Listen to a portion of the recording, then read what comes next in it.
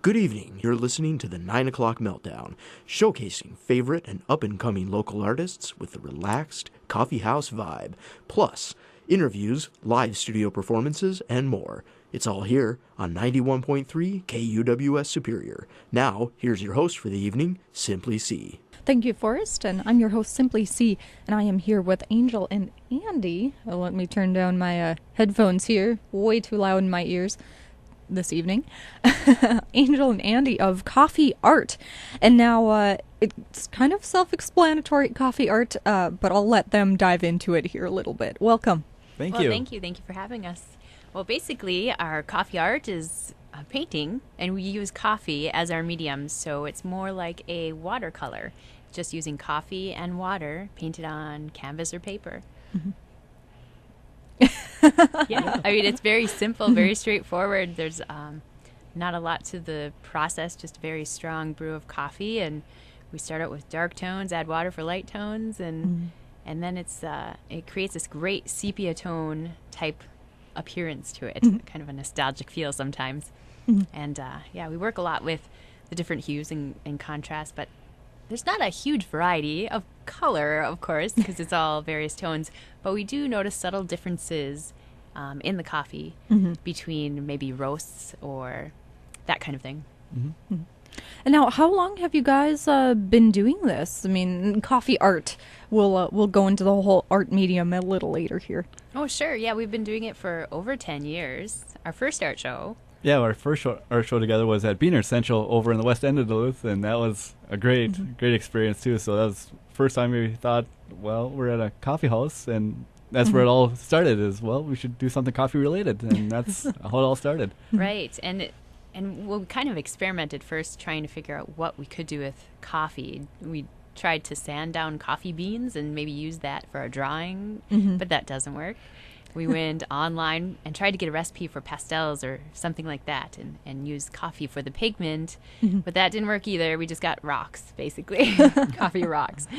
So then we just thought, well, we know it stains, so we'll use it as a stain, painting, watercolor, and that's how it evolved to the technique that we would use for that first art show.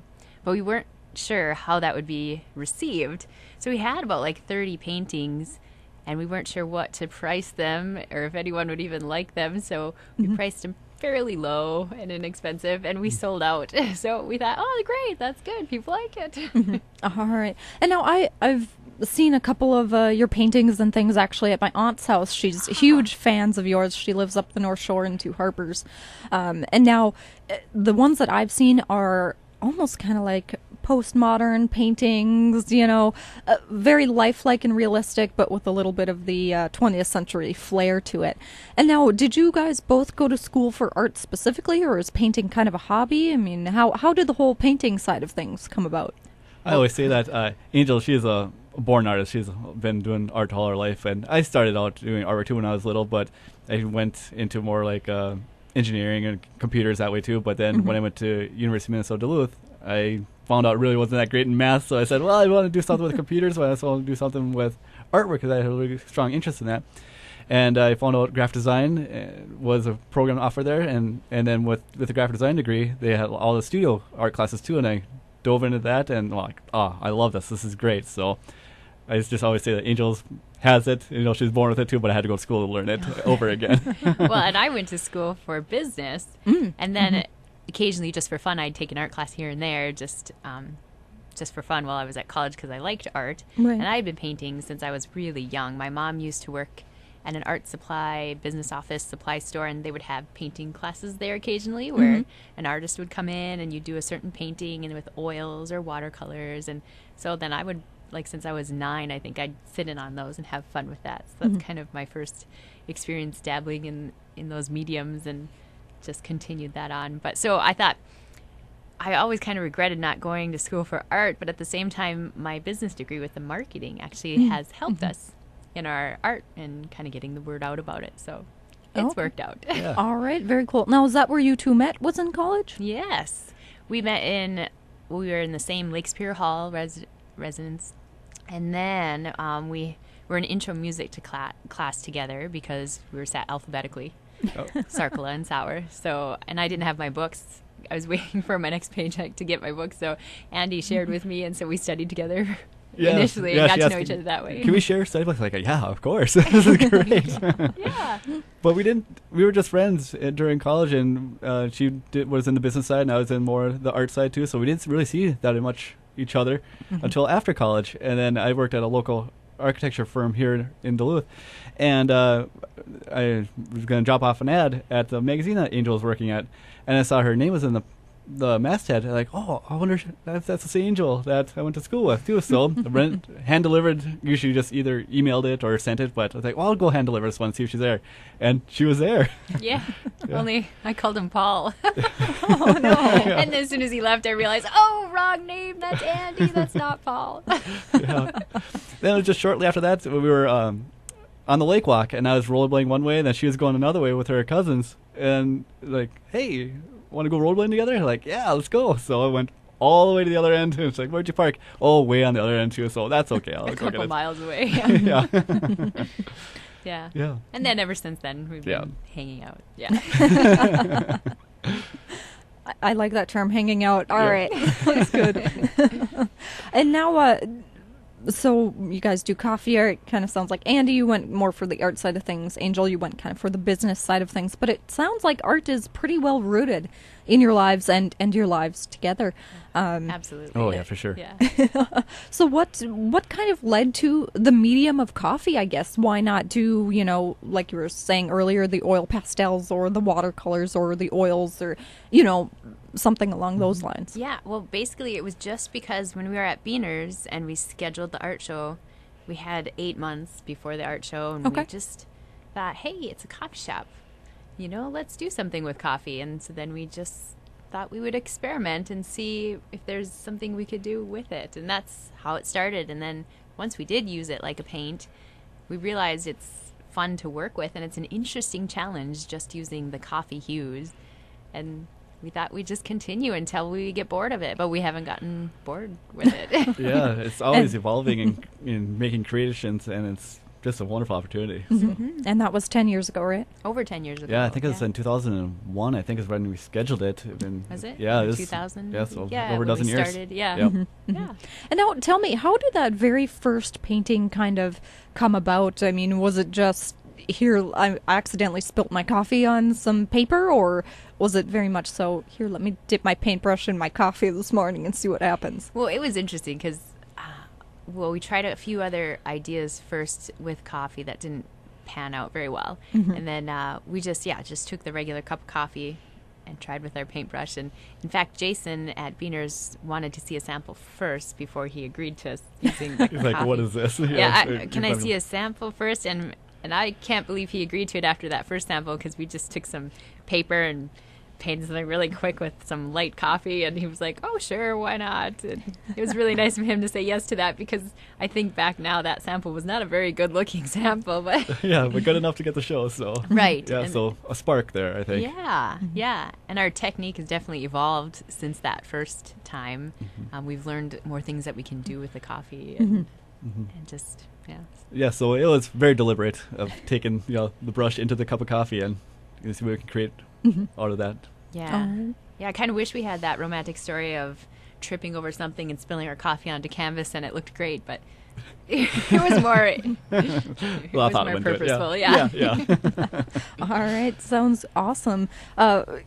And now, why decide to go into business of making coffee paintings? I mean, it's a different medium, to say the least, and it's kind of something extremely unique, especially here for the Northland. And why kind of make a business out of it, I guess? I mean, it kind of sounds like the whole Beaner's art show kind of sparked this whole endeavor. Mm-hmm. Yeah, well, first of all, we enjoy using it as a medium, of course, and it's been fun, and we just kept doing it. But as a medium, it does capture attention, I guess.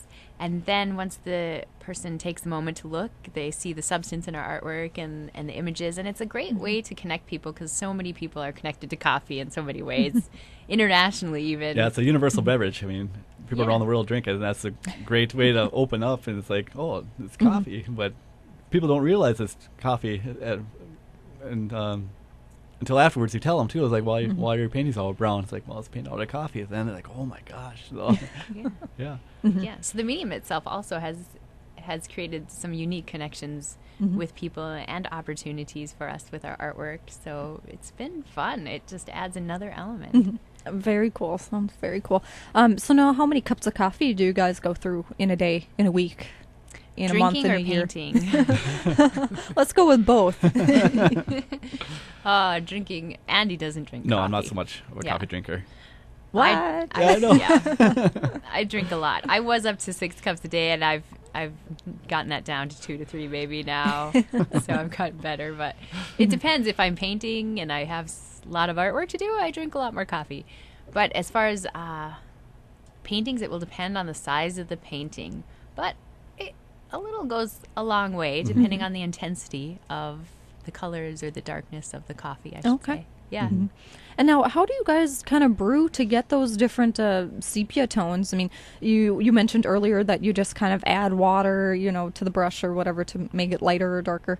Do you guys kind of roast your own beans, or how does that come about? No, we don't roast our own beans, although that'd be fun to do. But You know what? we don't. We just take a coffee you can find anywhere, and then just with special technique have it nice and dark and rich and thick, and then if we want it lighter, we add water to it. So start it out dark, and then just add water as we go. Yeah. And the painting with coffee, it has properties of both watercolor paints as well as acrylic, and we can get this really thick tar-like acrylic substance when you get on the canvas too. It just You can have texture. It with it too. So then when you add water too, it gets more of the watercolor too. So it has the best of both worlds, and I think as creating texture as well as doing the watercolor technique. All right. And now, where kind of has your coffee art company gone from that very first show, up until now? Do you do a lot of art festivals? Do you do a lot of selling online? Where's that taken you? Well, we do a lot online, which is nice because then you have a gallery open 24 hours a day, and all over the world. So we have had a lot of good feedback from our website with our online gallery and sold artwork that way. We also display our artwork at many coffee shops, of course. And we've had a lot of opportunities, even abroad, to display at some galleries, like in Finland. Oh, wow. We displayed in a place called KUWS, which is the place where my great-grandfather came from. And so they had a museum there, and they had heard about our coffee art and invited us to display our artwork there, which is a really unique experience because I didn't know, I'm not fluent in Finnish. I know some Finnish, but not fluent. And so when they introduced us for this art opening, we had my cousin was going to interpret for us, and the gallery curator was there, and she was talking extensively, and her arms were moving, and we were given flowers and gifts, and then he turned and looked at us and translated and said, "She's very happy you're here." So that was quite as elaborate a translation as we hoped for, but we got the gist of it. Yeah, right. It was a very interesting translated experience, but it was well received there, of course. And we've been in other places, like in Greece. We were in Athens for a hospitality conference. And so there was a coffee company that had invited us to be at their booth demonstrating our artwork. Okay. So that was a unique experience to be there. Yeah, then before that we were in Milan, Italy, doing a similar kind of cafe and hospitality experience as well too. So yeah, it's been a great opportunity to meet people all over the world and just communicate just with the paintbrush and canvas. So it's amazing. Yeah, I mean, we've painted on stage live and had even like the headset microphones for the state fair through UMD. They had us painting there. So we've had some very unique, different experiences sharing our art. Now, do you guys paint together? Do you paint separately? Is this kind of, hey, I'm going to go paint this afternoon. You go over here. Well, our first art show, I hadn't painted or created with anyone on a co-art show, I guess, before. And boy, that was difficult for me to get used to. I just did not want to be influenced by him in any way. So I even said, ideas or anything. It was like what you said. You stay over there, paint your paintings. Don't let me see anything. Don't tell me what you're doing until I'm finished, because I do not want to be influenced by what you've done. And then we'll just put our paintings up, and that'll be it. And at the end, I said, I'm never doing that again with you. And then I've had many shows since. So we got used to working with each other. I got used to working with him. And we do painting separately, and sometimes we will work on the same painting. Sometimes we'll just collaborate and brainstorm on ideas for paintings or help each other with a certain part of a painting if we're stuck on something. And we realized that it's good to collaborate. It's not a bad thing, you know. So. Yeah, it's really good. So I'm good at starting a painting and, you know, conceptualize and getting halfway through it too. But then there's one part I can't quite get, and Angel's an awesome finisher. So she comes in, just a couple little brushstrokes here and there, and it's like, holy cow, that's awesome. Yeah, it's the littlest things that Yes. make everything that much bigger. Right, yeah. And now I've noticed that, at least in some of the artwork that I've seen, you do a lot of gnomes and things like that. Now, my aunt was telling me that you were on a gnome kick, or it was the gnomes drinking coffee in different areas around a house or something like that. Yeah. Do you want to elaborate on that a little bit? Well, we have a lot of Nordic heritage, and we just love gnomes and the idea of gnomes and kind of what they represent. So Andy has actually done carving of gnomes in big tree trunks. We have a couple in our neighborhood. Yeah. And but we've also done many paintings of gnomes. And our daughter even wanted a gnome home, so we painted a painting of a gnome home for her, made out of a coffee cup. And he's sitting on the top of his coffee cup with a little garden that has grown on the top and looking out at the lake. So we've done all kinds of gnome paintings. Gnomes drinking coffee, gnomes spilling coffee. Yes. Yeah. Yeah, it's great inspiration too. So they're so fun and whimsical. So we're friends of gnomes. All right. I bet you love that little gnome store over in Hayward, right? Oh, I don't think we've been there yet. I haven't heard of it. Oh, man. Okay. It's the, and of course now I'm drawing a blank. Put me on the spot and I draw a blank right away. It's the Nordic shop. Oh, what is it called? I can't remember now, but they've got like a wall of just gnomes and gnome stuff. Oh, that's We'll worthy have of to a go trip. there. Yeah. For sure. Awesome. So when you go about painting these gnomes, do you use the little figurine as like a reference point, or is it just all kind of from It's memory? just made up. Yeah. Yeah. Yeah. Just made up. Yeah. I painted people and things, so I guess we just think of a gnome and what we'd like to see, and there it goes. Yep, just shorter, longer beards. Yeah. There's a standard look to them. Yeah. Yeah. Exactly. And now, do you guys do abstract paintings, or is it kind of this more realistic artwork? It varies. So we kind of paint based on what we're inspired by at the time. So sometimes we'll do, you know, like now it's summer and we're finally being able to get out of the house, and we'll probably have some more landscape paintings coming out of us and that kind of thing. But and people we do a lot of, and but then also just we like to experiment with fun ideas, and so we do get conceptual artwork going and things, maybe trying to create a painting that inspires feelings in someone, or like with our coffee, you know, what it feels like to drink a cup of coffee and how you feel once that caffeine kicks in, or, you know, different things like that. So we do get conceptual more sometimes too. Okay. Have you ever done classes on how to paint coffee art or anything? No, we haven't. No, not yet, but Yeah, we're something kind in of the future. thinking about it, but Yeah. All right. Kind of wanting to keep it under lock and key for now, right? Yes. And now you were saying that you've done some different coffee live paintings abroad, and you were saying that you were in Greece and also in Italy. How was that experience for you? Did that change your artwork at all, or did it kind of help you expand on the artwork? I think the Italians, they're really receptive to our artwork, so they are really receptive. They liked what we were doing, and while the Greeks, they were a little more hesitant or weren't as open as we thought they would be too. But yeah, and they didn't in Greece. The people that had seen the artwork, we were doing maybe more conceptual things at that show, and I think they weren't. They wanted more classical style, I think. Yeah. So it depends, but then there were others that really loved it in Greece. So yeah, I don't know. I think every time we travel and every time we talk to people from other cultures, it expands our base for ideas always in ways that sometimes we can't even articulate. But right, and just even the sites too where we travel to is a whole another inspiration of like, look at this monument here too. This would be great for a painting, or take a look at this idea, or see this, or a cafe scene. So too, it's so different than here it is in America. So just try to capture those ideas and emotions into a painting as well. Okay. Okay. What are you guys kind of working on now? I mean, are the gnomes kind of going back in the trunk for now, and you're doing something else, or?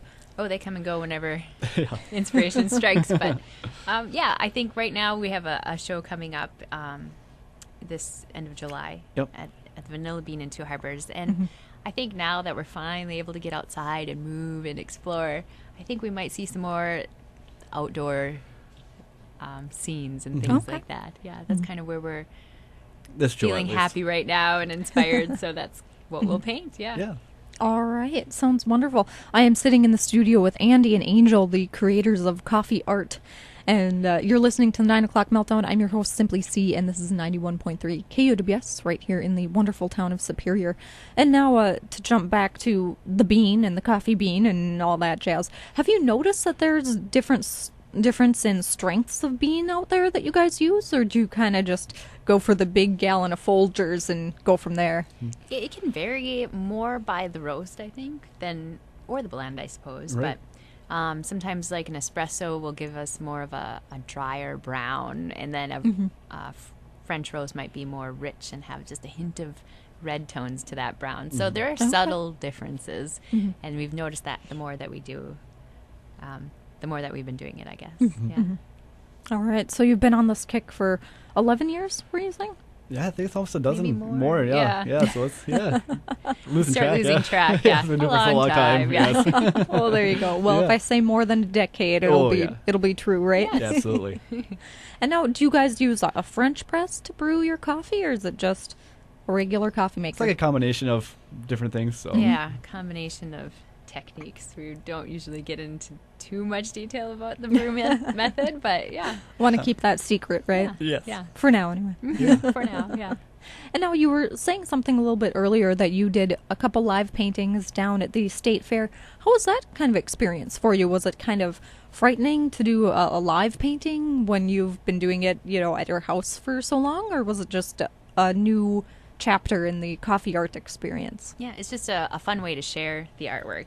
I don't have a problem, and I don't think Andy does either, being in front of people. And I think we kind of go there with an idea in mind, so we're not on the spot trying to come up with the idea. And the idea is the hardest part with the painting. Once you know what you want to do, then it is easy to just complete it then. If you get, putting the brush on the canvas. Yeah. Right. All right. Yeah. So that was a fun show because, it's a state fair, and you can find anything you want on a stick. So we had Champ the Bulldog, the mascot, holding UMD on a stick, so as a bite. So and he took a bite out of it. Took a bite out of it. Yeah. So and that was really well done too, and then people really received it well, is what I should say. Yeah, and you can still find the painting in UMD at their coffee shop on campus. Very cool. It's kind of fun. Yeah. Very cool. Yeah. And now you guys are up on a website, coffeeart.com. And now what do your paintings go for? What is their range in price? I mean, obviously it ranges from, postcard scale to something that would probably fill this wall. Maybe not, maybe. Yeah. Well, we have prints available from anywhere from $10 or more, and then regular paintings are a few $100s to a few $1,000s. It just depends on the size and complexity and how connected we are to that painting, whether or not we want to let it go. Yeah. And how has the commission side of things been for coffee art? Has it been really, really well received, or has it been kind of, we're going to paint these gnomes and then this butler drinking coffee and, a moose and other things like that? Has it really been just kind of your own imaginations taking over, or have people commissioned you out? Yeah, people will contact us through our website, and sometimes people want a painting based on an idea, and we come up with the image, or they have a specific photograph and they want a painting of their loved one or something. I think someone used one of our paintings of the couple and during their engagement. Oh, okay. So that was kind of fun to do that, and they were proposing. So and pets are very popular requested too. So can you paint my people Chihuahua love their or pets, dogs? Yeah, and they love their coffee. Yeah. Yeah, so those are always fun to do too. We're animal lovers, and those are fun. Yeah. I don't take it that you'd ever do a commission work for like Folgers or anything like that, right? Well, actually, we have been commissioned by some companies like Starbucks and Nestle's to do artwork to help them launch like the National Coffee Day. Okay. So we were flown to New York and we were painting in the Starbucks on Broadway for National Coffee Day. So they had us there, and we do whatever we want for the painting, but just to have some painting with coffee there on site, and it was kind of a fun experience for us. So we have done some things with some larger companies and launching a coffee and chocolate product for Nestle's and Starbucks where they partnered on. So we helped them with some artwork for that. So we've done a few things like that. Very cool. Very cool to hear. Awesome. Yeah. And now, it kind of sounds like you guys have taken up residency in Duluth. Have there been any thoughts of maybe moving coffee art to a bigger location? Or is Duluth kind of where you want to stay and it's where the inspiration kind of comes in? Well, we're in Duluth because we have been here and we have family nearby. But we're always open to the possibility of relocating at some point, but no definite plans or anything like No, that. Yeah. we'd always have a home in Duluth, whatever, too. We either just keep our current house and use that as our vacation home or a studio or whatever, too, and then maybe travel off to some other coffee destination or whatever. So we've talked about wanting to do some maybe artist residencies, international ones or something. So that might be more something we'd be wanting to do, and then being able to come back here, you know. All right. Well, good luck with Thank the you. thought process and Yes. maybe moving on, maybe not. right. And now, so coffee art, you paint with coffee, pretty straightforward. Have there been any kind of, not necessarily sneers, but a little bit of negativity towards coffee art, or has it all been pretty well accepted? I mean, I saw your painting and I was immediately in love with it, and I looked at the little gnome drinking coffee, and then I looked at the butler drinking coffee. I'm like, this is not out of coffee. Yeah. And then I immediately had to contact you guys and see what this was all about. Yeah. There might be some people out there thinking, oh, why are they using that as a medium? It's like ketchup or something. But it's not. It lasts. We've had them. They are like paintings to us. They don't seem any different than a watercolor painting, or you take care of them the same kind of way. So I don't know if there's negative. We haven't heard any directly, I guess. Yeah, I mean, if people think, they're just doing this as a gimmick too, but I don't know. They got to look past that too, and then we're making actual Right, because really I think creative art. Yeah, if a person maybe heard about it, they might sneer initially, but if they took the time to look at the artwork and see some substance there, I think it might change their mind. So Yeah. Well, I'm sorry to even ask that question, No. but I was just curious because Yes, to every yeah. positive, there's a negative somewhere. Sure. Right. How can be negative about coffee? I mean, it's such a positive, boostful energy drink, you know. So Right. Just don't start painting with Monster, and then we'll be fine. And now, kind of, what's your whole view on, if we can take a little side tangent here, the whole equal trade coffee versus, a company like Starbucks or Folgers, or, this whole buzzword of fair trade. What is your kind of initial view on that, being coffee drinkers and coffee artists as well? I think it's a good program. It can be an expensive program. I think there are some coffee companies that do responsible trading where they contact farmers directly, and without doing it through the fair trade program can do a similar type of program. So if people are interested in that and they care about that, they can look into fair trade. They can look into other companies that do something along the same lines, but maybe not through the fair trade program. But I know, there's fair trade, there's Rainforest Alliance, there's responsibly traded. There's so many different ways that coffee companies can do something to help where the coffee comes from, the farming communities and the people, and I think that's good. Right. All right. Sounds good. Sounds good that they're open-minded people yes. out there. I know there are lots of buzzwords flying around these days, such as organic or, the full free trade thing, or the equal exchange or whatever. But you really have to get behind what those actually mean, and, is the company really going that way or not? Or, what does the company stand for versus the person, and both ways. So now you guys don't roast your own beans. You kind of just go pick them up wherever. Do you use the whole bean and grind it yourselves, or? Well, we don't really discuss the technique too much, so I'm sorry to repeat mysterious. myself again. But No, that's okay. Right. But that's another thing too about our artwork too. It is, very clean. I mean, it's just coffee and water for our canvases too. Right. So there's nothing harmful about using To the mural spirits environment to the or- environment yeah. or to ourselves, whatever too. So that's another reason why we're really proponents of painting with coffee. That's why we love doing it. yeah, All right. Just clean up as a breeze. Just water. There you go. Yeah. yeah. There you go. And now, do you guys have a favorite coffee that you like to drink? Or is it kind of all over the map? I know for me, I'm really into the flavored brews myself. Yeah. I drink my coffee black. I like Tanzanian peaberry. I like having my beans and crushing them right before I brew them, with them doing it all the proper ways and different things. So, it varies too, though. If it's morning or if it's later in the day, if you like a nice Italian blend with dark chocolate, if you're eating chocolate, that would be good to have Italian blend. So it depends on what I'm eating, I guess. And I'm into my coffee. Yeah, I'm not so much as but I'll enjoy a good cappuccino or mocha too. So that's probably the extent of my coffee. All right. drinking. And now, Angel, you were talking a little bit earlier that you're involved with a ukulele group up in Two Harbors. How has that been going? Oh, it's great. It's called the Thugs, the Two Harbors Ukulele Group. And it's just Thugs. a fun group of people. We get together a couple Saturdays a month, and they're very open to beginners, and I am a beginner. I play the flute and guitar, and I just love tinkering with instruments. So this ukulele I got in Hawaii once, I thought, I'm going to learn. And then I found out about this group, and my mother-in-law actually wants to join too. So we decided to hop in and try it out, and it is so much fun. They do all kinds of music and fun things from the 60s. We've done Walk Like an Egyptian, all sorts, a wide variety. They played at the Red Star recently. I'm trying to think where else.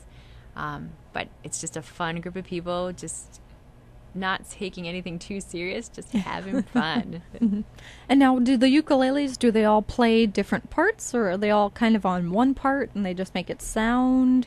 Yeah, well, it depends on the size of the group at the time when we're doing it, but we've got a lot of strummers, and then we've got some people can play their ukulele amazingly, and they're improvising and doing solos, and great sounds are coming out of their ukulele, and I just don't even understand how it's so good. So there's a variety, definitely, in the group.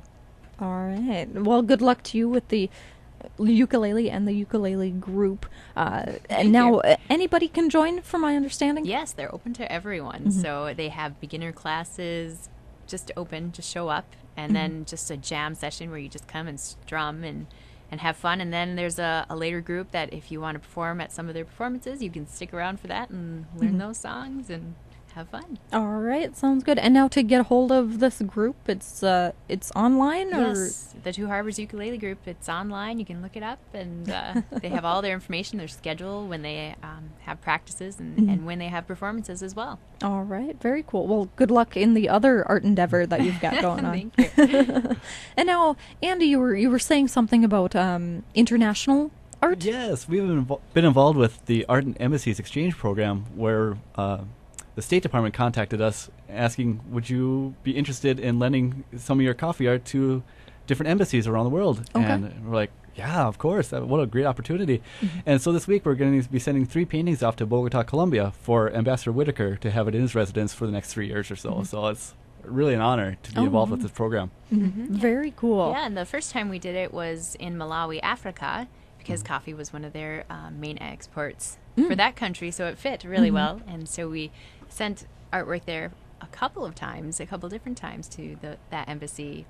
And one of the ambassadors ended up purchasing a piece and taking it to his embassy when he went on to Nepal. So our artwork just keeps flying through these different locations. It's kind of fun. Yeah. Very cool. So when you go to ship some artwork off to these embassies, is it more of a commissioned work? Do they kind of tell you what to paint, or do they just look on your website and Yeah, they pick look through some? they look through our online gallery too, and they just pick several ones if they're available or not. Then we'll tell them which ones are available, and then I said, yes, we'll use this one, and this one, and then they'll come in and they'll pack them up and ship them off. Very cool. Yeah, Wow, that's awesome. it is. It really is. It's so much fun. How much art do you guys kind of stockpile up for different venues, and even, sending it abroad and things like that? Do you do several paintings of the same thing? Do you do one painting, maybe take a picture of it, do a couple print screenings? How does that system work? A lot of times the thing for us that seems to work is to schedule the art show and then have our deadline. That really helps us get a lot of artwork done. That's our motivation. Yeah, and sometimes there's a variety of art, and then many times though our art show will be based on a theme. So we'll kind of think of, what our theme is or what things we want to be focusing on or ideas we want to focus on, and then make artwork so that all the pieces kind of have a tie-in together that way. So we can do anywhere from 12, sometimes 30. It just depends on the venue and the size of that and the amount of time. Space. Yeah, right. Yeah. Yeah. And now sales are doing pretty well, it sounds like. And I mean, do you guys do like little postcards all the way up to big canvases? I mean, do you have a limit on what you guys do, or? No, there really isn't a limit of what we can do. So yeah, we go everything down to little greeting cards almost, and then the prints and posters and full reproductions. So full size. So yeah, there's nothing. Yeah, sky's the limit. Good, you guys. Now, you've been at this for a little over a decade. Where do you want to take coffee art? Do you want to take it kind of to the next big step, like I said, the big city, or, expand your horizons and maybe ship some off to Australia or do more live paintings? What's kind of your take on this? Well, we currently do send artwork overseas all the time. People are contacting us through our website, so that's great. We always love international opportunities when we get to travel and share our artwork, and just traveling is one of our other hobbies that we love doing. So we are also looking at doing some more electronic media and finding a new way for people to see our artwork. Andy's been working on some unique animations, bringing our artwork to life. So that's when the graphic design comes in handy too. Okay. So working with After Effects, I could take the paintings that we take photos digitally, bring them to After Effects, and I can animate them into 30-second little short movies. So so it takes a whole new life to our coffee art into the digital area. All right, very cool. And now if people want to get a hold of you, you are up on a website. Are you up on, do you have a Facebook page and everything Yep, we have Facebook, Google+. Yeah. We're working on our Twitter Our account. website is YouTube. coffeeart.com. Yeah. Yeah. Yep. YouTube. What else? Google Plus. Instagram, Yeah. so all the social media. So All right, Yeah. sounds good. We try to be there. when we're not busy painting, we'll try to Yes. post what we're doing. So Yeah. All right, there you go. And now, have you guys met any other coffee artists out there? I mean, is there kind of a small group of you guys? When we first started, we tried to see if we couldn't find anyone else doing it. And I think as the more we've done it, we've done a lot of interviews and media things. I think more people hear about it and find us and think, oh, I want to try it. So I think now there might be more people out there, but we haven't really met anyone who's doing it extensively like we are doing or like we've done, I guess. Yeah. All right, very cool. Well, I wish you guys luck on the future endeavor of coffee art, and I hope it goes very far. I can already tell it's gone very far. You've been around for a decade or more. Don't they always say if businesses are going to flop, they flop within a year or something? Yep. So you guys definitely have it going on. Thank you so much for coming on the program. Oh, thank you for having us. Thank you. Explaining coffee art to everybody. Maybe one day we'll learn your technique, but not yet, right? Maybe. Maybe. All right. Angel and Andy from coffeeart.com were here with me this afternoon. I'm your host, Simply C, and this has been another edition of the 9 o'clock Meltdown. Thank you so much for joining me, and I will see you next week. Good night. Just a little Luda fizz goes along